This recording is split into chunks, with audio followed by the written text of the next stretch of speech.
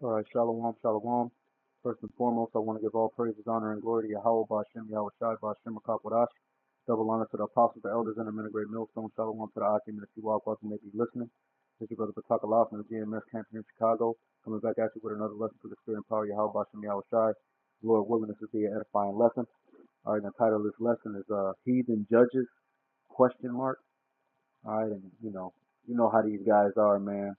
Uh, these dudes at Genesis and came out with another doctrine.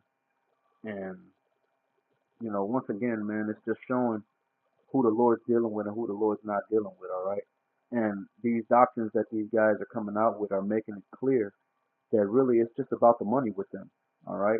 They're trying to make all these world friendly doctrines and inclusive doctrines because they're trying to make more money. They're trying to get more money in. See, a lot of these camps, they've been collecting money in particular from these quiches, telling these jigaboos all this woman friendly bullshit. But now that Nero has come into office, the Donald Trump came into office and took all of these benefits and all of this free money away from these jigaboos. Now they don't have free income to just be given to these charlatans anymore. All right, and it's hitting them in their pockets. So now what are they trying to do? They trying to reach for heathens. They trying to tell Edomites they can make it and other heathens that they can make it. Now they telling people that heathens are going to be judging Israelites in the kingdom, which is complete nonsense. And it's all just to make money, man. They just trying to get people to follow their cult of personality and donate money to their bullshit and buy their merchandise and shit. All right. But we're gonna get these precepts and Lord willing this to be edifying. This is Second Ezra, chapter 2 and verse 28. It says, "Be not weary, for when the day of trouble and the heaviness cometh, others shall weep and be sorrowful, but thou shalt be merry and have abundance." All right. And this is talking about the time of Jacob's trouble, which is really going to be the first steps into the kingdom of Yahweh Bashem Yahweh Shai. All right, that's what we're going to have to go through to get to the kingdom at the last stage of what we're dealing with. All right, and that's going to include famine, sedition among men, people out here acting wild, people not obeying laws. It's just going to be a lawless society, and then the chip is going to come out. People are going to take the chip. Who are going to take the chip? Those who are not going to take the chip ain't going to take it. Some will be of the elect. Some will be just some niggas that the Lord's still gonna kill, but they just don't take the chip. And then Yahweh Shai is gonna come back and lay this place low and deliver the elect, man, and the 1/3. Okay, and that's gonna be and then once that happens, it's gonna be the kingdom after that. All right, these devils are not gonna be in charge of shit no more. They're gonna be in captivity with the rest of these heathens. Verse 28.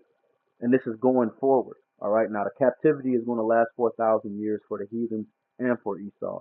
After the captivity is over, Esau is going to get eradicated from the earth, and these heathens will be sent to their allotted lands and made tributaries to the nation of Israel forever. All right. This is verse 28.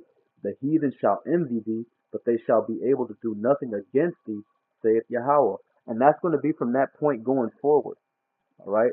These heathens, once the Lord already got his covering on the elect and whoever his men are, you know, those who are going to receive salvation, the Lord is covering them already. Lord willing, we're at that number.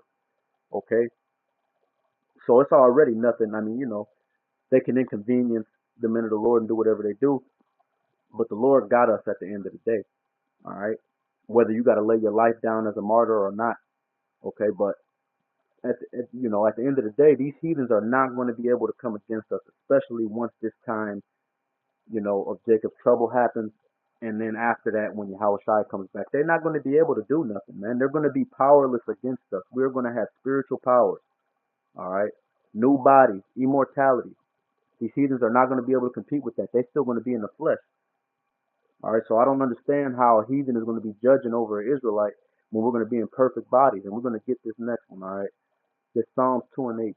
This is the book of Psalms, verse 2 and 8. It says, "Ask of me, and I shall give thee the heathen for thine inheritance, and the uttermost parts of the earth for thy possession."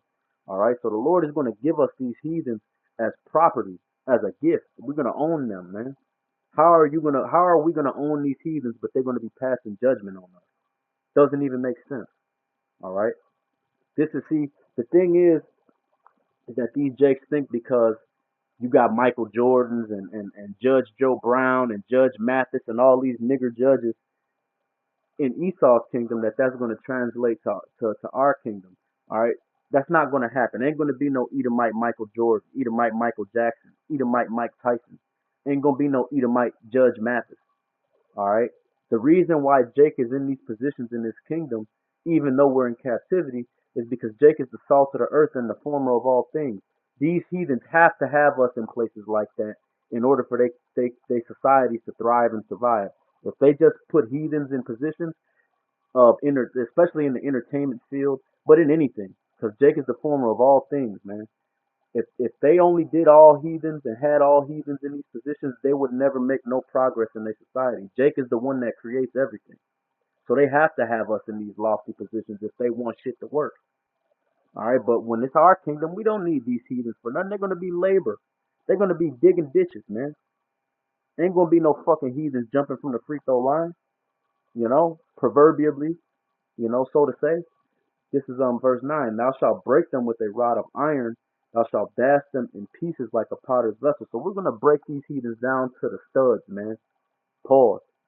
All right. They're going to be completely destroyed in captivity. And then after that, they're going to be tributaries, living in fear of the Israelites, okay? And those who want to think that they're going to rebel, they're going to pay a heavy price for that. And they're not going to be able to do nothing about it. It's verse 10. Be wise now, therefore, O ye kings, be instructed, ye judges of the earth.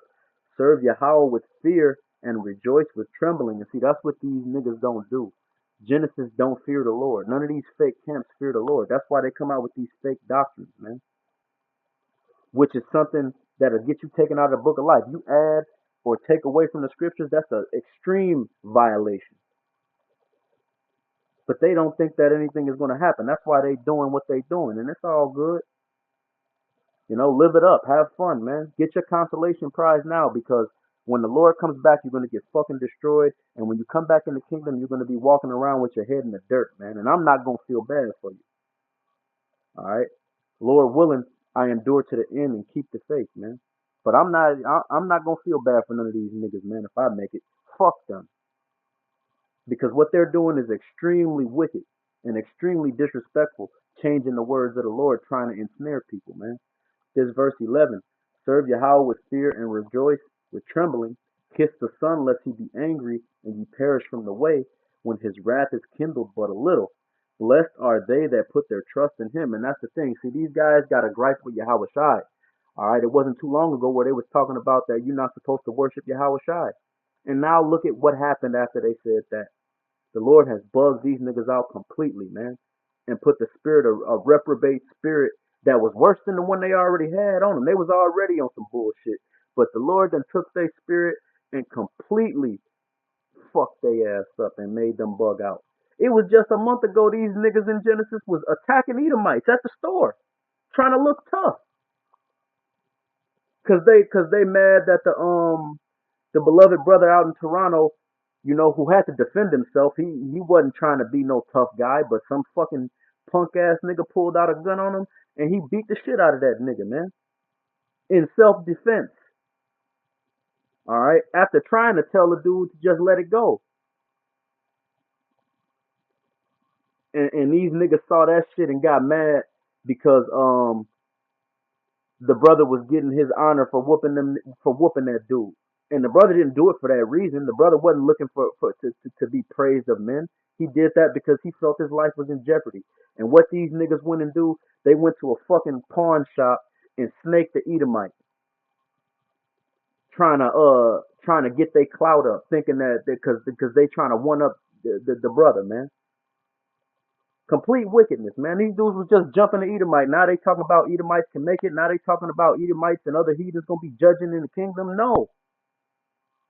All right, but these people turned their back on Yahweh Shai. They disrespected Yahweh Shai, and now you see what happens, man. Bugged out, and it's gonna keep getting worse, man. This Hebrews 10 and 16. It says, "This is the covenant that I will make with them after those days, saith Yahweh. I will put my laws into their hearts, and in their minds will I write them." Salakia. So as I said, Salakia. As I said earlier, we're going to be in perfect bodies. The Lord's going to put the laws in our inward parts. We're not going to be able to go off. So what are we going to get judged for? See, these niggas are just trying to make money. They're wicked. But that's why the Lord set up proper men and proper teachers to cut this bullshit. And those who are supposed to hear it are going to hear it. Those who not going to hear it, they're going to get destroyed, man. But it ain't going to be no heathens judging no Israelites because it ain't going to be no Israelites going off in the kingdom. And it ain't going to be no heathen judges in the kingdom. First and foremost, ain't going to be no heathen judges in the kingdom. Heathen's not going to have no positions of power over no Israelite in the kingdom. It's not happening, man. And then in addition to that, no Israelite is going to go off against the Lord. So what are they getting judged for? All right. This verse 17, and their sins and iniquities will I remember no more. So, hey man, you can listen to these guys if you want to, but just know that you're gonna get destroyed for following behind what these guys are doing. If you in these camps, these fake camps, you niggas better wake the fuck up and man up and grab your nuts and get the fuck up out of there, man, and humble down.